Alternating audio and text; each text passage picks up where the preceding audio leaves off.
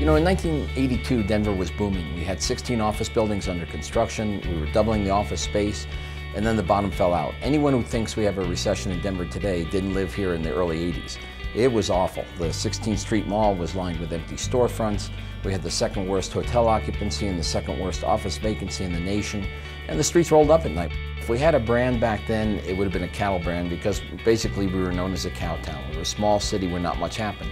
But we pulled out of all that. How did we do it? 3 ways. Number 1, we had great political leadership and vision. Number 2, we had great support from the business community, including the Visit Denver Board of Directors, who were behind every one of these projects. And we had the support of the people. The people went to the polls about a dozen times and voted themselves tax increases. What did we do? We built the nation's largest airport.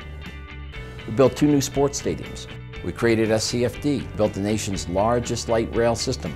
We built the nation's 4th largest central library. We built the Buell Theater and the Ellie Caulkins Opera House, which together give us the 2nd largest performing arts center in the country. We built the Hamilton building at the Denver Art Museum. We built world-class exhibits like Primate Panorama and Predator Ridge at the Denver Zoo, making it the 4th most popular zoo in the country. We expanded the Denver Museum of Nature and Science. We built a new information center at Red Rocks. We passed bonds to refurbish city parks. We relocated Eilish Gardens and saved that and brought them downtown. And then we expanded the Colorado Convention Center. So over 2 decades, we had imagined a great city, we built a great city, but we still didn't have the funds to market it. So in 2005, we went to the citizens, we asked for a tax increase with the idea that all that money would go to Visit Denver for marketing. So finally, we had the money that we needed to market Denver as a great city.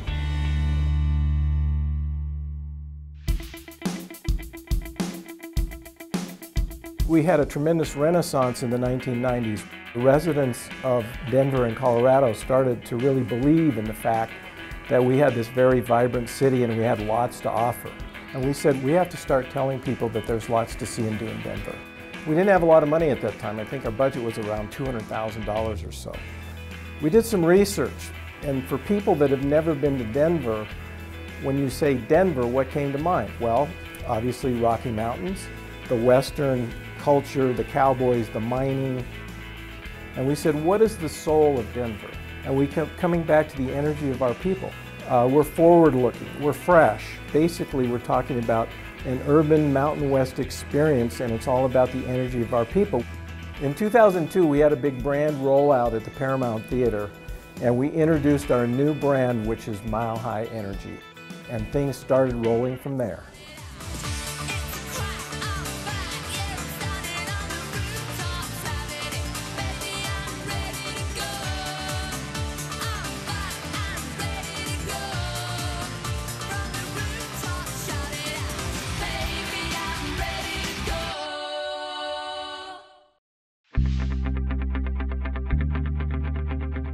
After John Hickenlooper got elected mayor, in true Hickenlooper fashion, he wanted everybody to rally around a new brand for the city.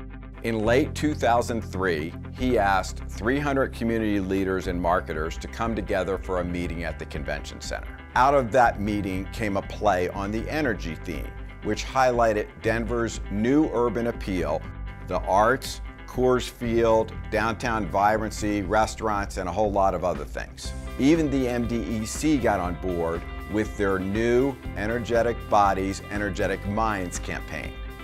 We knew we had something authentic and we were just getting started. What every great brand is really about is building an emotional connection.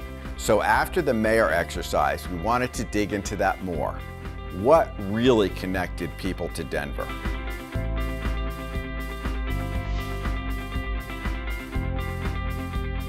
In 2004, we worked with a local branding company, Brand Juice, to take our energy brand and really try to connect it with visitors.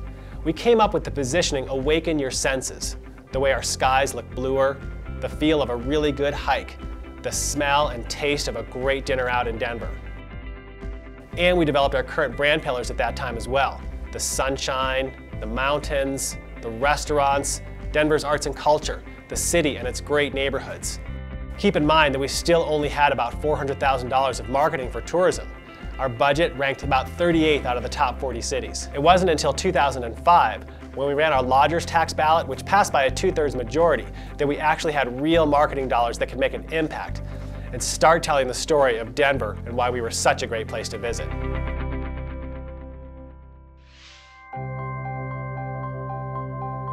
Our brand is not a tagline or a copy in an ad. It's what truly connects visitors to Denver on an emotional level. And that has really stayed consistent for the last several years, and that's a huge benefit to us. Now, our campaigns continue to evolve. We get better about selling Denver. So we started with Awaken Your Senses, which made Denver a very serene and almost mystical place to visit. What the locals know, turn to our locals to help visitors dive into the city and its hidden gems. With our 2 vacations in 1, we really started to explore the duality of Denver, city and the mountains, casual and sophisticated. And our current Truth or Dare campaign is meant to address that even more head-on, helping bridge the gap for those who just don't know what the city has to offer. We know that our mountains are a big icon to Denver, and without that Disneyland out there, we would just be the same as Indianapolis. But everything comes back to Denver's energy. It's really only 7 years or so that we've been aggressively marketing Denver as a tourism destination. And in that time, we've grown tourism 40% when the national average has only seen 7% growth. Regardless of the campaign's skin, what does the visitor come away feeling? Did they learn something new? Did they experience something different? We think that people see that energy and feel it, whether it's at a concert at Red Rocks, shopping, eating, biking, or just walking the mall.